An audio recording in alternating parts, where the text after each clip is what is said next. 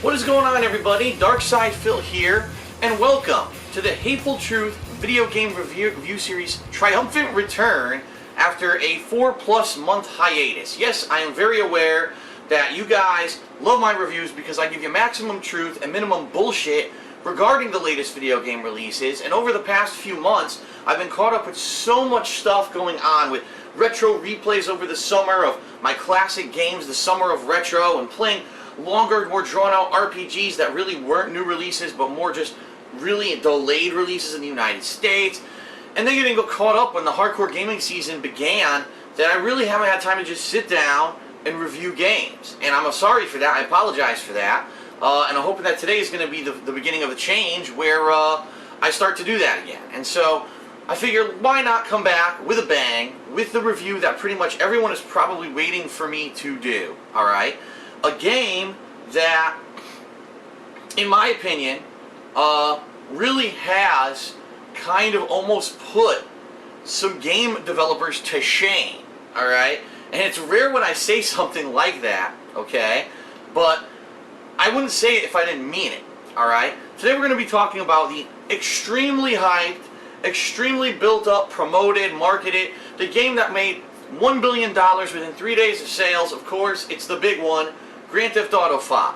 And a lot of people were basically saying, listen, we're just waiting all year for this game. I'm not even going to play another game. We know that when this game comes out, it's going to overshadow everything else this year. In some regards, that's true. I'm going to basically be talking all about the game. We're going to basically tackle this two different ways. We're going to be first talking about the campaign, the single-player version of the game, which in itself is an entity of a great, huge, spanning world with so much gameplay and content. Then we're going to focus in on GTA Online, which as of today has just under 2 weeks in its belt of being live, and it's had its tribulations, it's had its problems, but it seems, at least for the most part, at this point to be functioning properly. And I did have an opportunity this past weekend to play it with both John Rambo and my other viewers, fans, friends, and we had a blast. So let's go into it right now. I know I'm going to have a lot to say, so let's just jump right into it. Grand Theft Auto 5. Long time coming. The good thing about Rockstar North is when they develop games, they take their sweet time, but they do it on purpose. If you remember, this game was supposed to come out in spring of this year. Probably April was the rumor. Ended up getting delayed to September, and everyone was like, oh, how dare you delay the game. But you know what? In all honesty, I don't care that it was delayed, because when the final product comes out as good as what you've got in this package, it definitely shows, and it definitely lets you see that they definitely made the right decision to delay the game. So Grand Theft Auto 5, for the very first time, has 3 protagonists, 3 main characters, alright? All of which have their unique styles, their unique backgrounds, and, you know, find themselves kind of coming together in this crime, drama, thriller story, indicative of the Grand Theft Auto series. You've got Franklin, the up-and-coming, you know, urban youth, who basically is trying to make it big, trying to make a dollar, and he tries it in various different ways, some legit, some not so legit, who ends up getting caught up with some other big-time former criminals. You've got Michael on the end there, who is a retired former bank robber, heist, you know, manipulator, whatever you want to say, but he's basically a crime mastermind. And he had a job, I think it's supposed to be like 10 to 12 years previous to the plot of the game, along with his friend Trevor, alright? These two used to work together, and the job went wrong. And the bottom line is, someone got hurt, someone died, and they actually tried to fake Michael's death, which they were successful in doing. Trevor thinks that Michael's dead, okay? And so Michael survives, goes into witness protection, and for the past 10 to 12 years, whatever it is, has been working with this dirty FBI agent, basically doing jobs for him to help cover shit up. And the FBI agent in return has been protecting him, making sure that he's safe, and keeping the word, you know, closed that he's still alive. So Michael's living the life. He has a family, you know, spoiled brat kids, a wife who's cheating on him, but he's rich. He lives up in the Vinewood Hills of Los Santos. Trevor, on the other hand, got the short end of the stick. After the job went wrong, he basically had to go into hiding for himself. So he's out living in the desert, far, far north of Vinewood, and he's had to resort to other means to make it, including cooking meth, similar to Breaking Bad, running his own drug ring, basically slaughtering, killing, and just mass carnage to keep his position in the lower rungs of the crime society of Los Santos, alright? So he's struggling like crazy. As you can see, just look, wearing a dirty-ass t-shirt, looks more like a hick, and he acts more like one too, because he's had the bad life for the past decade or so, struggling to make ends meet, and basically going insane. So, just the three characters are so different. The up-and-coming youth, the retired, crime boss, basically trying to be undercover in witness protection, and the guy who got left behind, who's just literally lost his mind and flew off the hinges since the heist went bad. And so, let's talk about the gameplay of Grand Theft Auto 5. Grand Theft Auto 5's map is the largest map in Grand Theft Auto history. It's been proven, alright? In fact, you can take several Grand Theft Auto games, combine the maps, and they still wouldn't be as big as the map of Grand Theft Auto 5. However, it does need to be said that the map itself consists of Vinewood and, the actual, urban part of the map, which is the city at the south, and then a huge northern area of desert, mountains, and woods. So, even though they're saying it's the biggest map, don't expect it to always be fully populated with a bunch of entertaining stuff, especially because when you go to the north, you're going to find this desert, hills, a lot of that stuff kind of feels a little bit empty at times, alright? The gameplay. The gameplay is literally a combination of the best things of all Grand Theft Auto games. Now, I know that because just last year I played Grand Theft Auto 3, Vice City, and San Andreas. This year, I played Grand Theft Auto 4 and its 2 expansions. So I can tell you, they basically put everything into this game. You've got racing, and I'm not just talking auto racing. Excuse me, I forgot my throat today. I'm talking water racing on jet skis, Sea-Doos, whatever you want to call them. Aerial flying races, MTVs and bikes, foot races. Yes, there's actually foot race, marathon, swimming, all kinds of stuff. Everything you can think of is in the game. You've got the flying itself. If you remember San Andreas, one of the main complaints of everyone who played Grand Theft Auto San Andreas was that it was mandatory that you did this flight school, and flying was incredibly difficult. The controls were just not up to par, and it was a major hassle for a lot of people. Any flying mission in San Andreas. Some people never beat San Andreas because they couldn't beat the flying missions. In this game, there are flying missions, but they have dramatically improved the control scheme. It is way easier to control now. It's much more responsive than it used to be. The city itself is gorgeous, okay? Let me tell you, when you're going through Los Santos, Vinewood, it's just, first of all, if you've been to Hollywood, California, or LA, you're going to recognize big landmarks. You've got Hollywood Boulevard, with the Hollywood Walk of Fame. Of course, it's all made-up names, it's not real people. Mann's Chinese Theater, Ripley's Believe It or Not. You've got the iconic Vinewood sign and Hollywood Hills, alright? Basically, what they've done is they tried to take some of the famous landmarks of Los Angeles and Hollywood and translate them with their own personal funny spin and toss it into the game, and it really adds authenticity to the game. It makes you feel like you're actually driving through Hollywood or LA when you're playing Grand Theft Auto 5, okay? The attention to detail. Almost every store looks realistic. If you remember in previous Grand Theft Auto games, alright, you'd have the couple buildings where you could go in and out of, and those were insanely detailed with all kinds of stuff. And then you'd have like buildings that you could tell are just filler, you know what I mean? There's nothing there. In this game, it's hard to tell. You will get confused as to, geez, is this a real store or not? Can I walk in here? And a lot of the times you can. Could the clothing stores that are laid out throughout the game, barber shops, the garages, all the stuff is there, and the customization. Oh my god, the customization, the amount of clothing, the amount of haircuts and things that you can put on your characters. Unlike Grand Theft Auto 4, where a lot of that went away in the customization options, they've brought it back so that people can really feel like this is your version of the character, alright? And it's kind of cool because the game, for the first time, as I said, has 3 protagonists, and as you switch between them, you'll see that they have their own lives and their own flair. So you might be playing as Franklin, and then you switch over to Michael to do some missions, and next thing you know, wow, Michael's wearing a new outfit that you maybe had bought the clothes but he wasn't wearing last time you saw him. He'll be sitting on the couch doing something with his family, or maybe he'll be out doing something in Vinewood, And it's cool to see these little pieces of personality come into the characters when you're not controlling them, alright? So let's talk about that. Let's talk about the gameplay and on-the-fly switching. A major change for the Grand Theft Auto series and one of the major new features of the game, and it was risky, because if they didn't pull it off right, it could have flopped on its face, but it actually works almost seamlessly. To which I mean, you can play as any of these characters for several missions. Now, each character has their own main story-driven missions that are to the story and campaign of the game. Then they have their own side quests as well. In this game, those random encounters that you used to have with people in the Grand Theft Auto series, they're now called Strangers and Freaks, and they consist a major chunk of the side content of the game of Grand Theft Auto 5.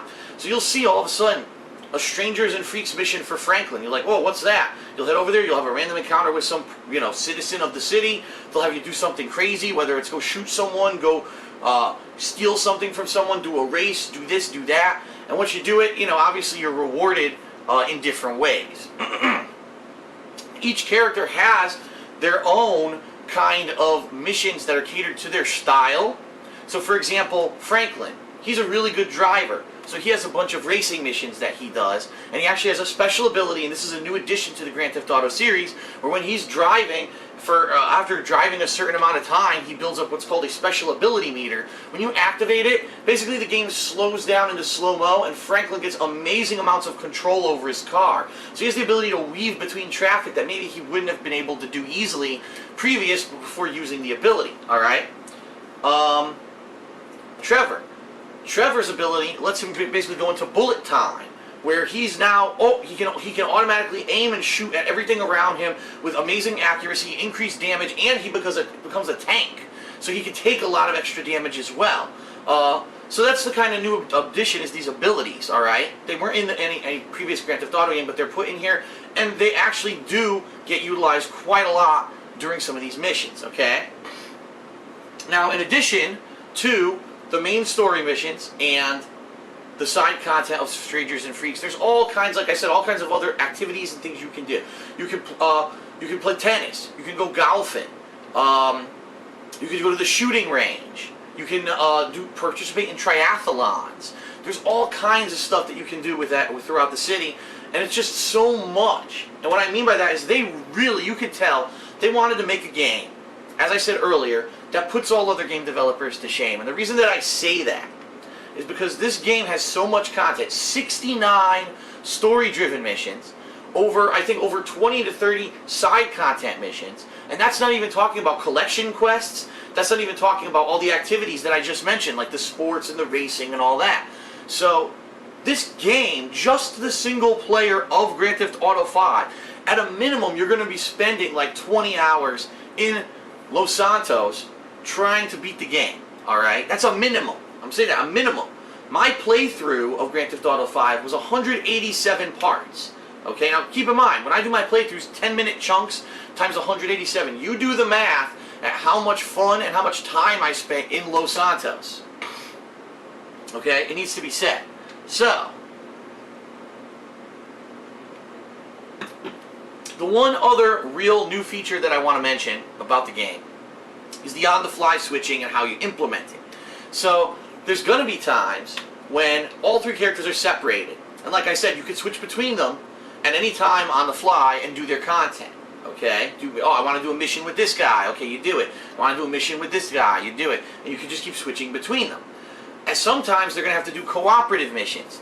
Undoubtedly, whenever you play these Grand Theft Auto games, you know that these guys are going to get caught up in different things. Sometimes it's a heist where they're trying to rob something and make big money for themselves. Sometimes it's a job they're forced into by the FIB. Like I said, Michael has been undercover with a crooked FBI agent for years, and so he basically ends up getting caught up, as usual. This happens in every Grand Theft Auto game. You get caught up with law enforcement, dirty cops, dirty FBI agents. You end up doing these missions for them that you didn't want to do. I mean, that was a major part of San Andreas. And you end up doing it and getting caught up in these crazy capers, alright? So sometimes you're going to have cooperative missions where you got to switch between the characters on the fly. Now, sometimes it's staged, meaning maybe you'll be trying to break into a building, and as you're trying to break in, one guy's covering you from another skyscraper across the way with a sniper rifle. So sometimes it's scripted where you have to switch between characters at certain times to assist. Other times it's your choice whether or not you want to switch. Sometimes you can just play as Michael, you can play it as Trevor, or you can play it as Franklin, and it's your choice what you want to do during that mission, alright? It's perfect. It really is. The way they do it is perfect. It's very well implemented. And again, like I said, you could tell when you play this game, the amount of polish, the amount of attention to detail, the draw distance. My God, you could be at the top of Vinewood Hills and look down into the city of Los Santos, and you can see so much detail. And you pull out, there's a telescope. You can use a telescope to look around, and it loads everything properly. The pop-in issues of Grand Theft Auto 4 are about 75% fixed. There were a few instances where I saw bad pop-in, but it's rare. It's few and far between. It's usually only when you're driving at maximum speed, flying down a road, and the game can't keep up with you. But for the most part, the game seamlessly can handle the graphical needs of the game. That being said, the game is a mandatory install of around 8 gigs. So understand, if you have not played this game yet, I don't know if you've been living under a rock or something for the past month, or maybe you're just one of those hipsters, oh, I don't want to play the game that everyone overhyped. I understand, okay. However, if you do eventually play the game, understand you need 8 gigabytes of space on your console to play the game. And a lot of people, I think, who bought this game didn't know that. It was funny, as I was buying the game at a midnight release, the clerk asked the kid in front of me, gee, do you know that has it installed? The kid didn't even know what he was talking about. He goes, well, what Xbox do you have? And he points to the one that's like the $150 model with no hard drive. And he goes, then you can't play this game. So understand that, okay? Alright, so now let me talk. I talked a lot about the pros about the game. You know what I like? I like the amount of content, the on-the-fly switching, the amazingly improved graphical interface. The gameplay is refined at this point. Basically, they took all the best things out of the previous Grand Theft Auto games and tossed them in here, and then added new things, like I said, like the special abilities. The writing. The dialogue is superb, okay? The dialogue is expertly written, funny as hell. There's going to be so many instances of just hilarious shit happening in the game, but at the same time, crazy stuff, serious stuff, gruesome, brutal murder, alright? So you got to be ready for that. Understand, this game, I'm saying it very loudly, this game is not for children. If you're a parent and you purchase this game for your child, you failed as a parent. This game is for adults. It is gruesome. Some of the grisly shit, the adult content, the drug use, the sex, there's nudity in the game. There's a lot of very adult-rated content in this game, and I don't care how much your kid fucking whines, you shouldn't buy them this game because you're just enabling them to do nasty stuff, alright? You need to be a mature adult to understand the content of this game. So, all that being said, alright, those are the things I really like about the game. Now, I'm going to be honest, there's some things that irked me a little bit about the game. Number one, there were some graphical and just gameplay bugs. And it's inevitable. When you have an open world game, attempting what they're attempting to do with Grand Theft Auto 5, you're going to have issues. I remember at one point, I was Michael, I walked into my kitchen and my wife was standing on my countertop, spinning in place with a whiskey bottle and a highball glass fused to her palms of her hands, and she was going like this. I mean, it's crazy, it's zany, and it was actually funny at the time, but at the same time, it's like, gee, that's an annoying game bug. It's not game crippling or anything by any means, but it's annoying. There were a few times during my gameplay that there were game bugs, some of which did kind of screw up my missions. It's okay, because I have to say this, the checkpoint system in the game was outstanding. I don't think, in particular, I don't think there was anything except maybe one of the last missions that was pretty long, where I felt like I died, and the game didn't pick up a checkpoint early enough or close enough to where I was. And that's a major improvement over previous Grand Theft Auto games, where if you failed the mission, a lot of times you just had to start the fuck over. They realized in this day and age no one's going to put up with that shit anymore. So there's very accurate and very frequent checkpoints, alright? In addition to that, there are some missions, like the flying missions. If you fail the flying mission like 5 times, the game actually asks you, do you just want to skip it? And some people didn't like that. They said, you know what, the game should be challenging, you have to beat every mission. But I think what happened here is that they realized there were a bunch of people who bought a game like San Andreas, and they couldn't beat it, because they just couldn't get the flying down. And when the flying is only a few missions in the entire game, why should this one mission of this one type of gameplay completely screw your gameplay experience up? And so what Rockstar did, they added in this skip feature for missions that you fail repeatedly. Is it a crutch? Absolutely. I would hope that most people that play the game don't skip every freaking mission. You know what I mean? But at the same time, at least it keeps the game moving, so that you're not just stuck there forever. I can understand why they did it, even though those gamers who love challenge are kind of up in arms about it. Okay. All right. What else didn't I like about the game? Well, I'm going to be honest. There is this feature in the game called Heists, and what these are the high-level jobs. These are the jobs that not only are you implementing all three characters, all right, three protagonists, but you're also getting supporting characters. That's right, another new addition. You can actually, during the course of the game, find people involved in different stuff, and if you do like mini missions for them, they'll join your crew. And you can now bring these people in as supporting characters on these larger scale heists. Maybe one of them's a wheelman, he's a really good driver. And if you use him, he'll get away with the money, and therefore the mission was good, rather than you pick someone else who's not as good with cars, they wreck the car, you lose half the stash that you stole, alright? Similarly, if he's a good gunman, maybe he'll survive a firefight. If he's not, maybe he'll die, and again, you'll lose some money and you'll lose that character. I loved the heists that were in the game. The problem was two things. Number one, there weren't enough of them. A lot of the heists, unfortunately, get forced upon you by the FIB, you know, it's a version of the FBI. And so when you do them, you don't really feel like you have a stake. You're like, I'm just kind of being forced into this, and you're not really that interested in it. I mean, yes, you're interested in what's going on during the heist, but you're not like, oh, at the end, wow, we did it as a crew, we succeeded, and here's our cut, and all this. Usually, it's just like you're forced into it, and that's kind of like, I want to be able to be a crime mastermind and go out and rob the bank and rob, you know, take over a man's Chinese theater and do this, do crazy heists, and be the person behind it. Not that I'm forced into it, and that kind of was a detriment to me. There's not enough. There's only, I believe, in the course of the game, there's only really, when you're talking about real heists, there's probably 2 to 3 genuine ones, and there's other ones that they claim are like big jobs, but they're really just different stuff. It's not really like you're stealing anything. The other major complaint I have is that during the course of the game, alright, I was succeeding at everything, doing everything well, getting the heist done. I never really had a lot of money until the very end of the game. And a lot of Grand Theft Auto games, you get money, you can buy the businesses. That's another thing in this game that returns. You can buy businesses, the businesses will make revenue over time to make you more money, so it kind of reciprocates, alright? However, in this game, I never really had enough money to buy anything until almost the end of the game.